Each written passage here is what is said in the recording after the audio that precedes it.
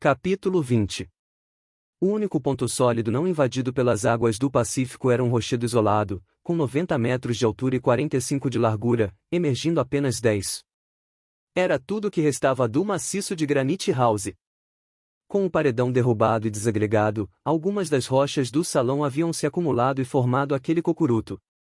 Tudo desaparecera no abismo ao seu redor, o cone inferior do Monte Franklin, rasgado pela explosão, as mandíbulas lávicas do Golfo do Tubarão, o Planalto do Mirante, o Recife da Salvação, os granitos de Porto Balão, os basaltos da Cripta Dakar, e até mesmo a comprida Península Serpentina, tão distante do foco eruptivo.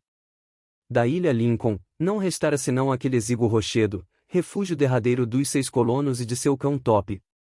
Os animais haviam igualmente perecido na catástrofe, tanto as aves como os demais representantes da fauna da ilha, todos soterrados ou afogados, e o próprio Jugo, maldição, encontrar a morte em alguma fissura do terreno calcinado. Se Cyrus Smith, Gideon Spiller, Harbert, Pencroff, Nab e Ayrton tinham sobrevivido era porque, reunidos dentro da barraca, haviam sido projetados no mar no momento em que fragmentos da ilha choviam de todos os lados. Quando voltaram à superfície, viram apenas, a 200 metros, aquele aglomerado de pedras, para o qual nadaram e no qual se instalaram. Era naquele rochedo no que viviam nos últimos 9 dias. Alguns mantimentos recolhidos antes da catástrofe no armazém de Granite House e um pouco de água doce que a chuva deixará numa pedra concava, era tudo o que possuíam os desafortunados. Sua última esperança, o navio, tinha virado pó. Impossível deixar aquele Recife. Não tinham fogo nem com que fazê-lo. Estavam fadados a perecer. Naquele dia, 18 de março, restavam-lhe apenas conservas que dariam para 2 dias, embora houvessem consumido o estrito necessário. Toda a sua ciência, toda a sua inteligência nada podiam face àquela situação. Estavam nas mãos de Deus. Cyrus Smith estava calmo. Gideon Spiller, mais nervoso, e Pencroff, às voltas com uma raiva surda, andavam de um lado para outro sobre o rochedo. Harbert não tirava os olhos do engenheiro, como se lhe pedindo um socorro que ele não podia lhe proporcionar. Nab e Ayrton pareciam resignados à sua sorte. Ah, que desgraça! Que desgraça! Não parava de repetir Pencroff. Se tivéssemos nem que fosse uma casca de nós para nos levar até a ilha Tabor. Mas nada, nada. O capitão Nemo fez bem em morrer. Disse Nab. Durante os 5 dias seguintes, Cyrus Smith e seus desafortunados companheiros viveram com a maior parcimônia, comendo apenas o necessário para não sucumbirem à fome. Definhavam a olhos vistos. Harbert e Nab começaram a dar sinais de delírio. Naquela situação, podiam alimentar uma sombra de esperança? Não. Qual era a sua chance de salvação? Que um navio passasse à vista do Recife. Mas eles sabiam perfeitamente, por experiência, que embarcações jamais visitavam aquela região do Pacífico. E se, por uma coincidência verdadeiramente providencial, o iate escocês viesse justamente naquele momento resgatar Ayrton na ilha Tabor?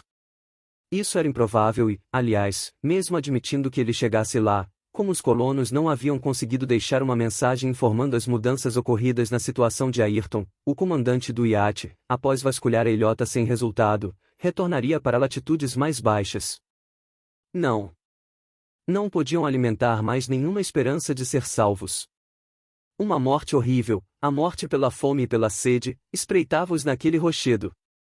E já se deitavam na pedra, desmaiados, sem consciência do que se passava à sua volta. Apenas Ayrton, mediante um esforço supremo, ainda soerguia a cabeça e lançava um olhar desesperado para aquele mar deserto. Mas eis que na manhã de 24 de março, os braços de Ayrton estenderam-se para um ponto do espaço. Ele então ficou de joelhos, depois de pé, sua mão parecia acenar. Um navio à vista. E não navegava à deriva. Dirigia-se em linha reta para o Recife, a todo vapor, e os infelizes já o teriam avistado há várias horas se ainda tivessem forças para observar o horizonte. O Duncan! Murmurou Ayrton, e caiu sem sentidos. Quando Cyrus Smith e seus companheiros voltaram a si, graças aos cuidados a eles dispensados, achavam-se no camarote de um vapor, sem compreender como haviam escapado da morte. Uma palavra de Ayrton bastou para esclarecer tudo, o Duncan. Murmurou. O Duncan, repetiu Cyrus Smith. E, erguendo os braços para o céu, exclamou: Ah, Deus Todo-Poderoso! Quisestes então que fossemos salvos. Era o Duncan, com efeito, o iate de Lord Glenarvan, então comandado por Robert, filho do capitão Grant, o qual fora enviado à Ilha Tabor para procurar Ayrton e repatriá-lo após 12 anos de expiação. Os colonos estavam salvos, já se encontravam no caminho de volta. Capitão Robert, perguntou Cyrus Smith, após deixar a Ilha Tabor, onde não encontrou mais Ayrton, o que o fez navegar 100 milhas para Nordeste. Sr. Smith, respondeu Robert Grant, não foi só Ayrton que vim buscar, mas também o senhor e seus companheiros. Nós. Sem dúvida. Na Ilha Lincoln. Na Ilha Lincoln. Exclamaram ao mesmo tempo Gideon Spiller, Harbert e Pencroff, no auge do espanto. Como conhece a Ilha Lincoln? Perguntou Cyrus Smith, uma vez que ela não consta de nenhum mapa. Tomei conhecimento dela pela mensagem que os senhores deixaram na Ilha Tabor, respondeu Robert Grant. Mensagem? Exclamou Gideon Spiller. Sem dúvida, Eila, respondeu Robert Grant, apresentando um papel que indicava, em longitude e latitude, a localização da Ilha Lincoln, residência atual de Ayrton e 5 colonos americanos. O Capitão Nemo! Exclamou Cyrus Smith, após ler a mensagem e constatar provir do mesmo punho que escrevera a mensagem encontrada no curral. Ah! Disse Pencroff. Então foi ele que pegou o nosso Bonaventure, ele que se aventurou sozinho até a Ilha Tabor para deixar essa mensagem. Respondeu Harbert. Veem como eu tinha razão ao falar que, mesmo depois de morto, o capitão ainda nos prestaria um último favor. Exclamou o Marujo. Meus amigos, disse Cyrus Smith, com a voz profundamente emocionada, que o Deus de todas as misericórdias receba a alma do Capitão Nemo, nosso Salvador. Os colonos inclinaram-se às palavras de Cyrus Smith e murmuraram o nome do capitão. Nesse momento, Ayrton, aproximando-se do engenheiro, disse-lhe simplesmente: Onde devo colocar esse cofre? Era o cofre pelo qual Ayrton arriscara a própria vida no momento em que a ilha era tragada pelo cataclismo e o qual ele vinha fielmente devolver ao engenheiro. Ayrton! Ayrton! Exclamou Cyrus Smith, profundamente comovido. Depois, dirigindo-se a Robert Grant. Cavalheiro, acrescentou, onde o senhor havia deixado um criminoso, encontra um homem que a penitência tornou honrado e ao qual tem orgulho de estender a mão. Robert Grant então foi colocado a par da estranha história do Capitão Nemo e dos colonos da Ilha Lincoln. Em seguida, feito o levantamento geográfico daquele escolho, que devia agora constar dos mapas do Pacífico, deu ordens para virar de bordo. 15 dias depois, os colonos desembarcavam nos Estados Unidos, encontrando a pátria pacificada, após a terrível guerra que resultara no triunfo da justiça e da lei. Das riquezas contidas no cofre legado pelo Capitão Nemo aos colonos da Ilha Lincoln, a maior parte foi aplicada na compra de um vasto domínio no estado de Iowa. Uma única pérola, a mais bela, foi desviada desse tesouro e expedida para Lady Glenarvan, em nome dos náufragos repatriados pelo Duncan. Lá, em seu domínio, os colonos ofereceram trabalho, isto é, fortuna e felicidade, a todos que haviam sonhado morar na Ilha Lincoln. Lá, fundaram uma vasta colônia, a qual deram o nome da ilha desaparecida nas profundezas do Pacífico.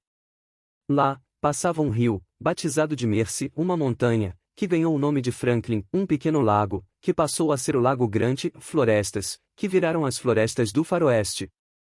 Era a ilha em terra firme. Lá, graças à inteligência e dedicação do engenheiro e de seus amigos, tudo prosperou.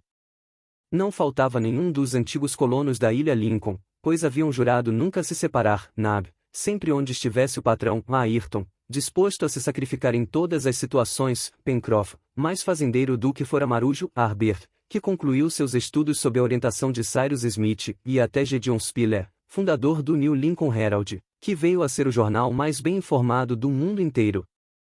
Lá, Cyrus Smith e seus companheiros receberam diversas vezes a visita de Lord e Lady Glenarvan, do capitão John Mangles e sua mulher, irmã de Robert Grant, do próprio Robert Grant, do Major McNabbs, de todos os que tiveram um papel na dupla história do Capitão Grant e do Capitão Nemo.